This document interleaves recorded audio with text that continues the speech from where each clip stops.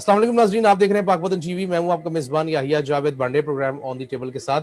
नाज़रीन, आज हम बात करेंगे कोरोना के हवाले से, क्योंकि हमने ये देखा है कि पिछले 2 साल में जब कोरोना आया तो उसने जो है वो दुनिया की पूरी इकोनॉमी को, पूरी दुनिया को जो है वो मुंजमद करके रख दिया था। फिर आहिस्ता आहिस्ता जो है वो वैक्सीनेशन के ऊपर काम हुआ और तकरीबन पिछले 1.25 साल से जो है वो वैक्सीनेशन का सिलसिला जारी है। पाकिस्तान के अंदर भी जो है वो तकरीबन 1 करोड़ से ज्यादा जो लोग हैं उनको वैक्सीनेशन लग चुकी है अभी तक लम्हा मौजूद के अंदर। अब इसमें नाज़रीन हैरानकुन बात यह है कि हमने ये भी देखा कि बरतानिया के अंदर जो है वो 2021 के स्टार्ट के अंदर ही जो है वो एक इसी जो वायरस है इसी की म्यूटेटेड फॉर्म आई, जिसको जो है वो हमने थर्ड वेव का नाम दिया। अब एक और चीज आई है जिसको हम डेल्टा वायरस कह रहे हो। डेल्टा वायरस तो एक उसका नाम पड़ गया, लेकिन असल में वो भारत से जो है वो वायरस निकला है और आहिस्ता आहिस्ता जो है वो अब तमाम जगहों पर फैल रहा है। और ये भी एक उसकी म्यूटेशन ही है कोरोना की, और पाकिस्तान के अंदर भी उसकी जो है वो तशखीस हुई है अमराज की। जो ये डेल्टा जो वायरस है उसके जो मरीज हैं, तो इसी वाले से आज हम गुफ्तगू करेंगे। हमारे साथ मौजूद है माहिर सेहत डॉक्टर सलीमा साहिबा। आप इनको अक्सर हमारे शोज में पहले भी देख चुके हैं। अस्सलाम वालेकुम। वालेकुम सलाम याहिया साहब, thank you for inviting me. Welcome. Doctor साहब, सबसे पहले मेरा आपसे सवाल ये है कि एक तो आपने देखा कि मैंने आपको भी बहुत बहुत मुबारक हो, आपने वैक्सीनेशन करवाई है।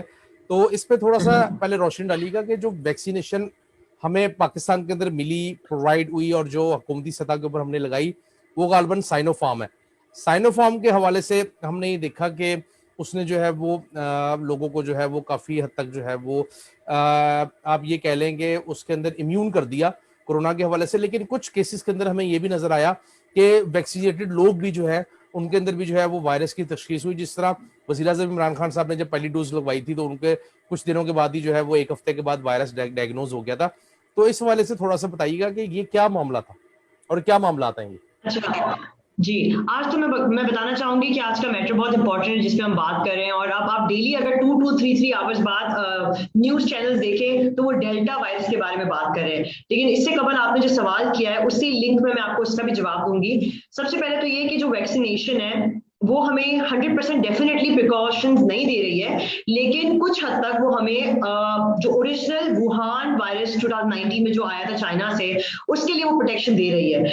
अब मैंने बात की पहले कि नहीं पूरी तरह दे रही, वो कब नहीं दे रही प्रोटेक्शन, इसकी वजह खास ये है कि कोरोना वायरस के विद पैसेज ऑफ टाइम बहुत सारे वेरिएंट्स निकले। सबसे पहला वेरिएंट निकला था अल्फा, जो कि 2020 में यूके के अंदर निकला, ठीक है। और उसके बाद Aahista Aahista beta, gamma, delta. अब जो डेल्टा है, डेल्टा की अगर मैं बात करूं उसके बारे में ये कहते हैं कि भारत से निकला था दिसंबर 2020 में, और उस टाइम पे ये कहा जाता है कि दिस वाज डेडली वायरस। आपने इंडिया का खुद हाल देखा था, हमने शो भी किया था उसके ऊपर कि किस तरह से एक स्पाइक ऑफ वायरस थी जिसकी वजह से लोगों को बहुत ज्यादा जो है वो मतलब डेथ्स हो गई और बहुत ज्यादा डिस्ट्रक्शन हुई इंडिया के अंदर। अब आपने बात की वैक्सीनेशन जो हमारे पास साइनोफार्म है या कंसाइनो जिसे हम पाकवैक भी कह रहे हैं, साइनोवैक के नाम से भी जानी जाती है, वो एक ही है वैक्सीन जिसका नाम डबल डबल ट्रिपल ट्रिपल है। साइनोफार्म की मैंने पहली बात की थी, उसकी एफिकेसी 75% है, जबकि हमारे पास जो साइनोवैक के कंसाइनो है उनकी कुछ हद तक रिलेटिवली थोड़ी सी कम है, लेकिन है उतनी ही एफिकेसी है थेरेप्यूटिक। अब क्या ये डेल्टा अल्फा से हमें बचाती है कि नहीं? सबसे पहली बात तो ये कि वैक्सीनेशन डेफिनेटली आपको प्रिकॉशंस दे रही है। उन लोगों को जिनको डेल्टा वायरस होता है उनमें डेफिनेटली जो वैक्सीनेटेड है उन्हें कुछ हद तक प्रोटेक्शन मिलती है उनको, लेकिन वो लोग जो बिल्कुल भी वैक्सीनेटेड नहीं है वो इन वेरिएंट्स के उसमें झांसे में आ सकते हैं बट बहुत इजीली, ठीक है। तो ये आप जितने भी हेल्थ सेक्टर्स की स्पीचेस देखेंगे, जितने आप सीडीसी के देखेंगे, जितने आप एफडीए की रिकमेंडेशंस देखेंगे, उसमें खुसूसी तौर पे बताया गया है कि आपको वैक्सीनेट करना है ताकि आप फर्स्ट वुहान वायरस से बचें, ताकि आप उसके वेरिएंट्स तक ना पहुंचे, ठीक है। तो ये हम लोगों को यही मैसेज दे रहे हैं कि अगर आप इस डेडली वायरस जो डेल्टा वायरस है जिसे B.1, 0.617, 0.21 बोलते हैं, वो क्यों कहते हैं? इसका खास रीजन है इसकी वेरिएंट्स की एक लीनिएज है, ये वायरस का एक नाम है। ये यानी समझ लें कितना डेडली एक वेरिएंट है जिसका इतना बड़ा एक नाम बनाया हुआ है। इसका भी एक सब वेरिएंट है जिसे हम AY.1 के नाम से जानते हैं, यानी डेल्टा का एक अपना खुद का भी वेरिएंट है। तो डेल्टा के बारे में कहते हैं कि ये सबसे खतरनाक वायरस है, और वैक्सीनेशन बेशक इसकी तरफ हमें नहीं प्रोटेक्ट करी हो, लेकिन इसके पास में जितने भी वायरसेस आने वाले होते हैं उसके लिए वो प्रोटेक्शन दे देती है ताकि वहां तक ना पहुंचे। तो ये बहुत जरूरी है। हमारी सारी हुकूमत पंजाब भी अगर देख लें, कहीं की भी हुकूमत हम देख लें, वो इस मामले में बहुत जोर देती है। 105 कंट्रीज को इसने इफेक्ट कर दिया है। और अगर हम बात करें, आज मैं सुबह की न्यूज देख रही थी, 1 अगस्त से डोमेस्टिक पे मैंडेटरी वैक्सीनेशन कर दी गई है। रेस्टोरेंट्स पे, आपके सिनेमास के अंदर वैक्सीनेशन इंपॉर्टेंट कर दी गई है। शादी हॉल्स पर वैक्सीनेशन इंपॉर्टेंट कर दी गई है। इसके खास रीजन ये है कि खुदा न खास्ता अगर कोई डेल्टा वायरस से इफेक्टेड है तो वो वैक्सीनेशन के थ्रू थोड़ा सा बच जाए ताकि वो दूसरों तक ट्रांसफर ना करे। आगे बहुत सारी बातें जो मेरे पेट में है जो मैं आपसे डिस्कस करूंगी कि डेल्टा वायरस बाकी वायरसेस से कैसे कंपैरेटिवली डेंजरस है, उसके बारे में हम अच्छा, आगे बात बल्कि करेंगे। इसी के ऊपर डॉक्टर साहब, अगर हम इसी के ऊपर बात करें पहले, कि हमने देखा है कि जो आपने अभी एग्जाम की बात की, उसमें जो यूके का जो वायरस आया था, जिसपे जब वो पाकिस्तान आए तो वो उन्होंने जो है वो काफी स्प्रेड हुआ था यहाँ पे पाकिस्तान के अंदर। सॉरी। तो इसके ऊपर थोड़ा सा बताइएगा कि वो कितना वो खतरनाक वायरस था, या अब जो ये वाला डेल्टा वायरस जो है इसकी आगे से भी फर्दर एग्जाम आ गई है, तो ये कितना डेंजरस होगा? अच्छा, अल्फा के बारे में कहते हैं कि अल्फा आम जो हमारे ट्रेडिशनल जिसे हम कहते हैं वुहान कोविड-19 का जो वायरस था, उसके बारे में कहते हैं कि वो ऑलमोस्ट 50% ज्यादा ट्रांसफरेबल था। यानी अल्फा वायरस एक नॉर्मल वायरस जो है उससे 50% ज्यादा डेंजरस था। अब डेल्टा के बारे में कहते हैं कि डेल्टा अल्फा से 55% डेंजरस वायरस है।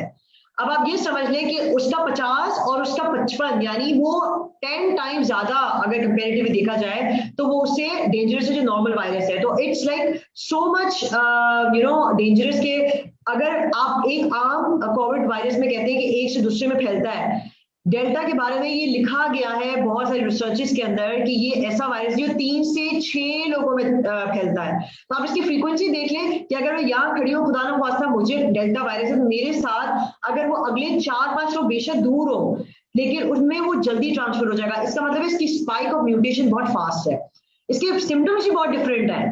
तो यही तो एक इसकी एक मैं कहूंगी क्वालिटी है, कैरेक्टरिस्टिक है जो हमें कहते हैं कि मास्क कर जाती है कि ओरिजिनली ये डिफरेंट चीज है, तो हम उस चीज को इग्नोर करते हैं। मतलब क्योंकि हमने क्या सुना आप इसमें ये कहना चाह रही हैं कि इसकी जो वेरिएशन है ये बहुत एक तो डिफरेंट है, और बहुत ही जो है वो क्रिटिकल भी कर सकती है लोगों को। अच्छा, थोड़ा सा यस अगर हम इसके ऊपर जो है वो बात करें कि म्यूटेशन जब स्टार्ट होती है तो ये वैक्सीनेशन जब बनाई गई है, जिसमें फाइजर है, जिसमें साइनोफार्म है, या दीगर जो वैक्सीनेशन है, तो ये जब बनाई गई थी तो आप समझती हैं कि ये इन तमाम चीजों को मद्देनजर रखते हुए नहीं बनाई गई थी, ये जस्ट अल्फा वायरस को जो है वो मद्देनजर रखते हुए बनाई गई थी? अच्छा, मैं एक बात बताऊं कि अल्फा तो बाद में आया है। वुहान वायरस जो एक ट्रेडिशनल जिसको वायरस कहते हैं वो उस वक्त जो है वो ज्यादा मैं कहूंगी कि कॉमन था, जो नॉर्मल ट्रेडिशनल था। तो उस टाइम पे उसके अकॉर्डिंगली मेडिकेशन जो भी वैक्सीनेशन बनाई गई वो बनाई गई। लेकिन बाद में अल्फा वायरस जब आया तो उनके अब रोंगटे खड़े हो गए कि there is something else coming up, और रिसर्चेस शुरू हो गई। एक पेपर में लिखा हुआ है कि कमिंग अगस्त में एफडीए के अप्रूवल के अकॉर्डिंगली फाइजर जो है वो अब डेल्टा वायरस के लिए एक वैक्सीनेशन तैयार कर रहा है।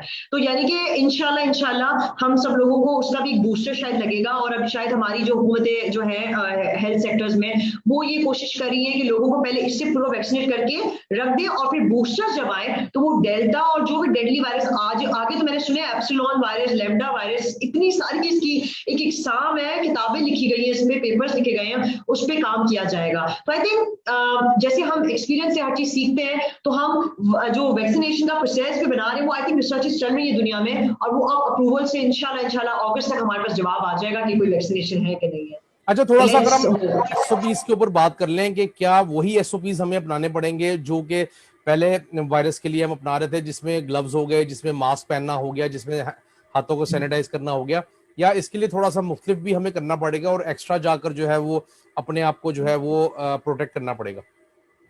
अच्छा, ये बहुत अच्छा सवाल है। ये मैं इस पे बात कहूंगी कि ना मैंने आपसे पहले बात की कि इसके सिम्टम्स बड़े मुख्तलिफ हैं। इसकी खास वजह ये है कि जैसे आम बच्चे को या बड़े को कोई खांसी नजला होता है ना, जिसे हम कहते हैं फ्लू, ये इसकी पूरी फीचर्स ऐसी है। यानी कि आपका नजला बहना, आपको डायरिया हो जाना, आपको एक्सट्रीम हेडेक हो जाना, फीवर इसमें भी है और उसमें भी था जो ट्रेडिशनल एक कोविड-19 था वुहान वायरस।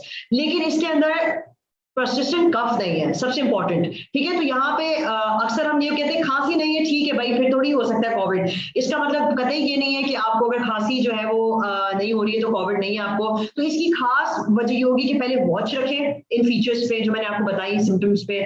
सेकंड ये कि मासेस में आप टेस्ट करवाना शुरू करें।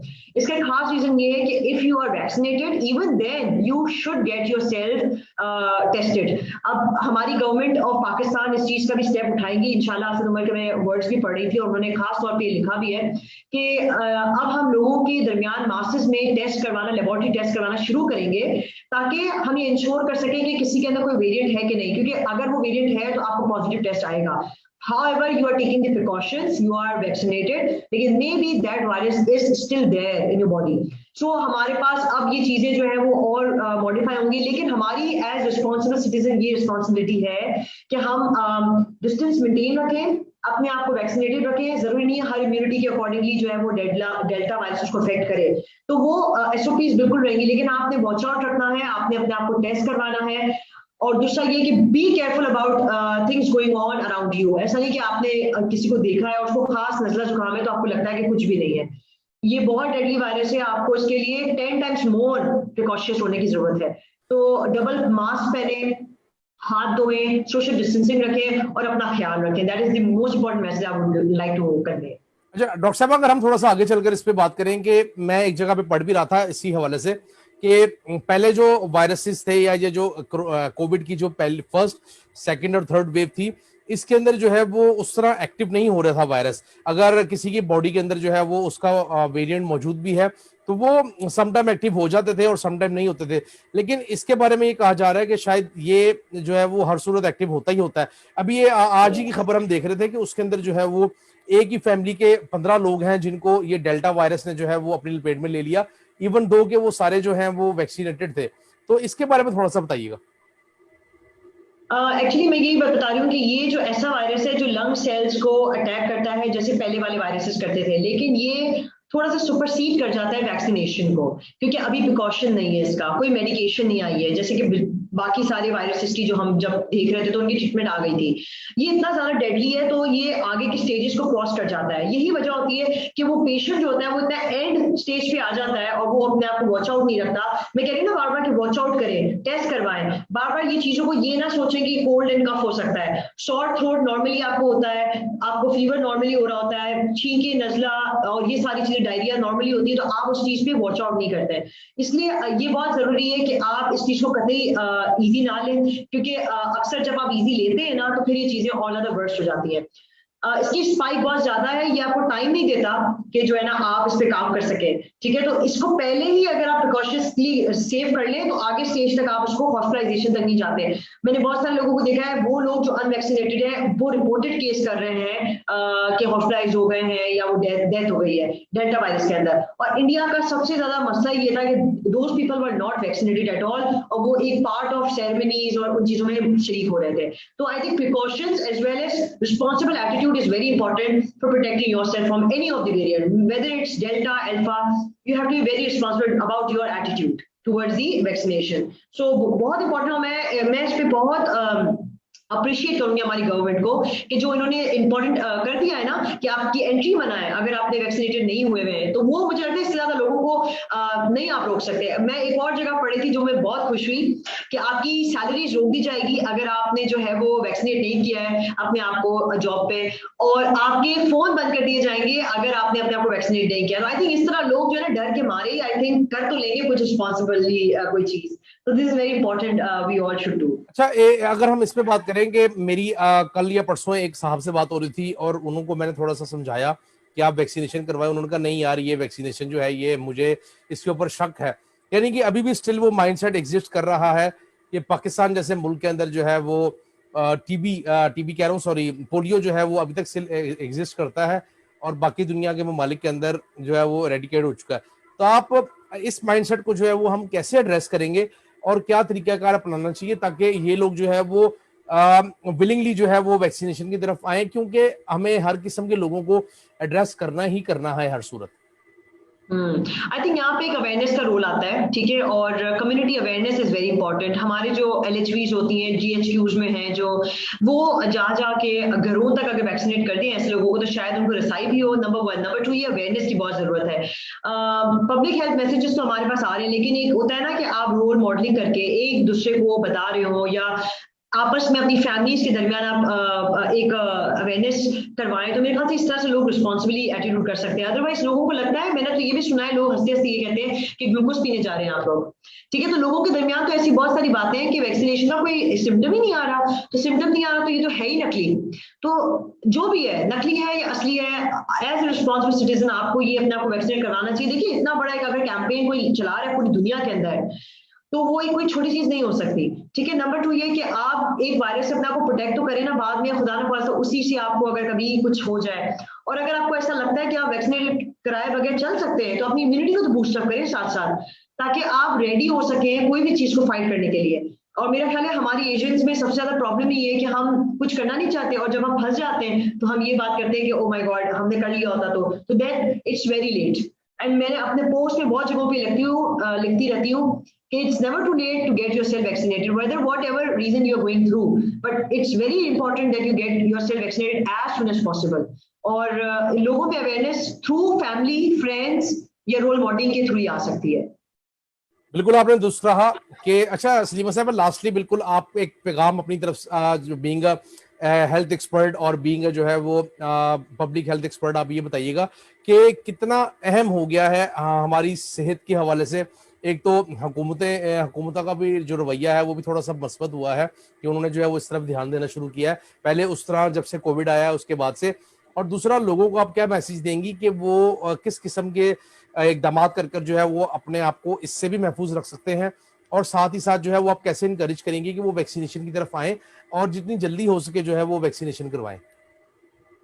देखिए, मैं आखिर में यही मैसेज दूंगी कि बीइंग अ रिस्पॉन्सिबल सिटीजन, ये हम सबका जो है वो एक मैं कहूँगी फर्ज बनता है कि हम अपने आप को उस तमाम चीजों से प्रोटेक्ट रखें जो हमारे आसपास हैं। जिस तरह हम बचपन से एक चीज देखते हैं कि हम अपने आप को एक इम्यूनिटी देने के लिए, बूस्टअप करने के लिए वैक्सीनेट करवाते हैं, समझ लें ये भी एक टाइम का एक रिक्वायरमेंट है जिसे हमें पूरी करनी है।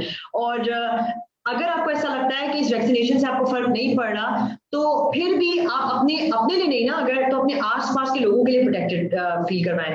आपके घर में बहुत सारे बुजुर्ग होंगे, बहुत छोटे होंगे, जिनसे आपके कुछ गलती से उनको फर्क पड़ सकता है। तो अगर आप अपने लिए नहीं जीना चाहते तो आप उनके लिए तो करें ना, जो आपके आसपास लोग रहते हैं। इट्स वेरी इंपॉर्टेंट कि आप वो सोशल डिस्टेंसिंग को अभी भी मेंटेन रखें। अगर आपने अपने कामों पर, अपनी ट्रैवलिंग्स पे बैन नहीं लगवाना, अपने आप पर रिस्ट्रिक्शंस नहीं लगवानी, तो आई थिंक हम अपनी हुकूमत का जब तक साथ नहीं देंगे ना, हम इस चीज को इरेडिकेट नहीं कर सकते। बीइंग अ रिस्पॉन्सिबल सिटीजन, अगर हमने अब तक बहुत सारी थर्ड वेव तक अपनी गवर्नमेंट के साथ दिया है कुछ हद तक, तो ये फोर्थ वेव के लिए रेडी रहे हम, कि अब ये फोर्थ वेव हमें किसी तरह भी इफेक्ट ना करे, जो कि वर्स्ट हो सकता है, ठीक है। तो हम अगर अपने आप को चाहते हैं कि हम एक रिस्पॉन्सिबली एक एटीट्यूड में रहें, तो बहुत जरूरी है कि अपने आप को उस तमाम चीजों से प्रोटेक्ट करें और वैक्सीनेट करवाएं। और वैक्सीनेशन करवाने के बाद आप अपने आप को खुद अंदर से जो है प्रोटेक्टेड फील करेंगे। तो आई थिंक इससे बेहतरीन मौका नहीं हो सकता। और चाहे जितने वेरिएंट्स आ जाए, अगर आप अपने आप को घर में रह के भी बूस्टअप करते हैं वैक्सीनेशन के साथ, तो आई थिंक आप कंप्लीटली एक शील्ड में कवर्ड होंगे, ठीक है। आपको कोई चीज कभी भी इफेक्ट नहीं कर सकती। और ये छोटे छोटे जो आपके पास प्रोग्राम्स हम करते हैं ना, तो आई थिंक ये हम आपको एक अवेयरनेस ही दे रहे हैं। तो हम खुशी महसूस होगी कि अगर हमारे इस कोई भी टॉक से आपको कोई मैसेज आपको अखस हो जाता है और आप तक दिल तक लग जाता है, तो इससे ज्यादा बेहतरीन कोई चीज नहीं हो सकती। तो मैं बहुत शुक्रिया करूंगी आपका याया साहब कि आप हर मर्तबा एक जबरदस्त टॉपिक के साथ लोगों को अवेयरनेस देते हैं और हमें इस चीज का पार्ट बनाते हैं कि हम भी जो है उसमें किसी की मदद कर सकें। बहुत शुक्रिया। आपने बिल्कुल दुरुस्त फरमाया कि हमारा बेसिकली काम अवेयरनेस का ही है। मीडिया का जो काम है वो आवाम की फलाह के लिए है, और हम जो है वो एक जिम्मेदार शहरी होने का फर्ज निभाते हैं। लेकिन लोगों को भी चाहिए कि वो अपने जिम्मेदार शहरी होने का फर्ज निभाएं, और कम से कम इतना करेंगे जाकर हुकूमत पंजाब ने और हुकूमत पाकिस्तान ने जो एक्सपो सेंटर के अंदर लाहौर के अंदर जो है वो वैक्सीनेशन के हवाले से सेंटर कायम कर रखा है, वहां पर जाएं, वहां पर जाकर वैक्सीनेशन करवाएं, ताकि आप भी जिम्मेदार शहरी होने का सबूत दें। और अपने इर्द गिर्द लोगों को, जिस तरह आपने कहा कि अपने इर्द गिर्द लोगों को जो है वो महफूज आपने ही बनाना है, ये बतौर पाकिस्तान के शहरी आपका और हमारा फर्ज है। डॉक्टर साहबा, एक दफा फिर आपका बहुत बहुत शुक्रिया, आप अपना कीमती वक्त निकाल कर हमें हमेशा से जो है वो टाइम देती हैं। आपको इंशाल्लाह ताला आगे भी हम मदऊ करते रहेंगे और आपकी जो है वो एक्सपीरियंस है उससे रहनुमाई लेते रहेंगे। नाजरीन, गुफ्तगू आपने थैंक सुनी यू। है, डॉक्टर साहबा का ये कहना है कि जितनी जल्दी हो सके अपने आप को वैक्सीनेटेड लोग भी जो है वो टेस्ट करवाएं और दोबारा से इसी जो प्रैक्टिस है उसके अंदर आए, क्योंकि बहुत जरूरी है, क्योंकि डेल्टा वायरस की जो स्पाइक है वो अभी तक के जितने भी वायरसेस उनकी फॉर्म्स आई हैं उससे ज्यादा एक्सट्रीम है और ज्यादा जो है वो हार्ड है। आज के प्रोग्राम से मुझे दीजिए इजाजत, आपसे मुलाकात होगी इंशाल्लाह अगली नशिस्त में। तब तक के लिए अल्लाह हाफिज।